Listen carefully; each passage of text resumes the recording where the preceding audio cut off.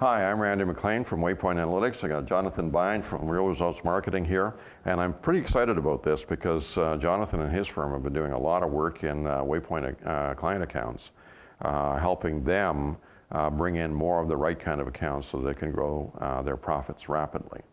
Now, Jonathan, one of the things that we've been discussing and that you're well aware of is that we've done a lot of segmentation work by profit value, and we have the high leverage accounts, which are super profitable and give you a better return for each revenue dollar. There's the high efficiency accounts, which have extraordinary low cost structures associated with them, and they're the best accounts for growth. There's the high potential accounts, which are ones that generate good cash flow, but aren't really all that profitable and could be more so. There's the profit drain accounts, the above average cash flow accounts that actually lose money, which is a very significant impact on the whale curve and the profitability of the company. And then there's all the rest of the regular accounts, and we've been doing work on all of those. One of the things that our clients have been particularly excited about is looking at these high leverage and high efficiency accounts for growing profits and for growing the business.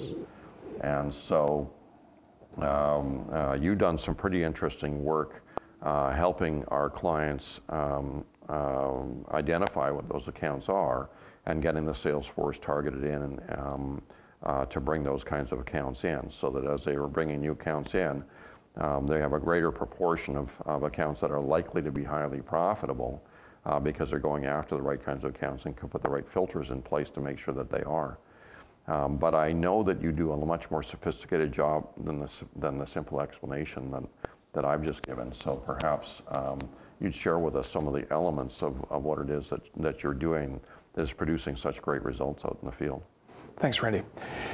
There's really 4 questions that we look to answer when we engage analytically for a distributor. The first is, what are the best segments and what are the markers that identify those segments? And we've talked about that in a previous discussion. Second question is, where are your customers in the customer life cycle? So are there customers that are at risk of churning that we want to make sure we get back in the fold? Are there customers that have actually churned? Are there one-time buyers? So really looking at the customer life cycle and treating each of those parts of the life cycle as a segment that gets different treatment than the others. And then the third, to take it down to the account level, is how much potential is there in an account? How does that break down by product category? Are there pricing moves that should be made? Are there cost to serve moves that should be made? So there's really 3 things we look at the account level: price, revenue, and cost to serve. And then the 4th thing we answer is, what are programs that are either operational or sales and marketing that orchestrate bringing all of these things together so that we can make adjustments we need to make in accounts, that we can sell more to them, which is a lot of what we're doing, so we can go acquire new accounts. We can put the programs together to go make that happen. And that's very interesting. So as part of that, are you helping them craft the right messaging and to get out into the market space generally and specifically? Absolutely, both corporate as well as program messaging. Many distributors are at a point where the messaging has just gotten stale, frankly. They're using messaging that worked for many years in the past, maybe even from when the business was formed. And as you're well aware with Amazon and players like that, this is a new world that we live in today. Yeah, plus the millennials are coming into play, and they have a different attitude, a different view of things, and they respond to things much differently than the generations that came before. So that must have a real impact on the market as well. Yes. All right, so the main thing about this is that if I'm looking at trying to do new customer acquisition, I'm trying to do penetration in the accounts that I have, what you're doing is you're taking the particular categories of accounts where penetration is going to give you good results, helping narrow those down, and then you're looking in those accounts and seeing if the penetration is just selling more of what you're selling, or if there's product line differentiation, there's product gaps in there. You're doing a gap analysis on what's going on in the account and helping the sales force on an account by account basis or a segment by segment basis understand where the biggest opportunities are, where they're likely to bring those things back, correct? Absolutely. Okay, and then the next takeaway I had was that where you're looking at sort of blue ocean strategy, where they're going to bring in more accounts. One of the things that I found pretty compelling in our discussions this morning when we were debating some of these things back and forth was that if you're going to bring in new accounts, there's a way that most companies do it, and they bring in an account group, a newly acquired account group, which is generally a little bit below average in terms of profitability, because the most profitable accounts in that mix are the hardest to acquire and happen less frequently. And then the ones that are less profitable are easier to acquire, and so that tends to skew the mix a bit.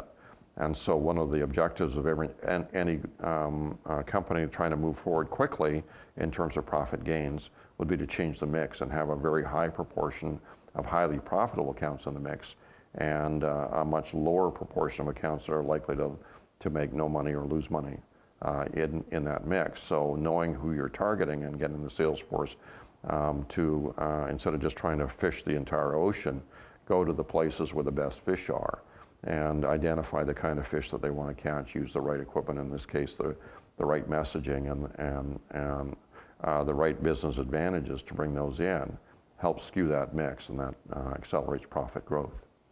I like swimming in blue oceans. Yes, yeah, but not just the whole ocean, just the place where the fish are biting. So. Exactly. Exactly. So I like that a lot.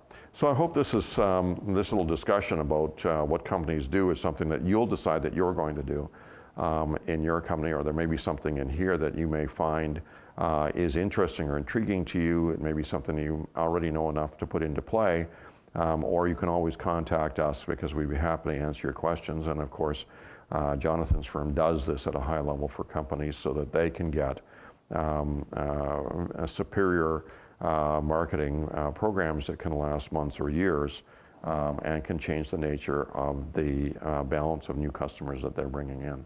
So thanks for sharing that information with us, and I hope to see you in future videos, and I hope to see you in future videos as well. Thanks, Randy.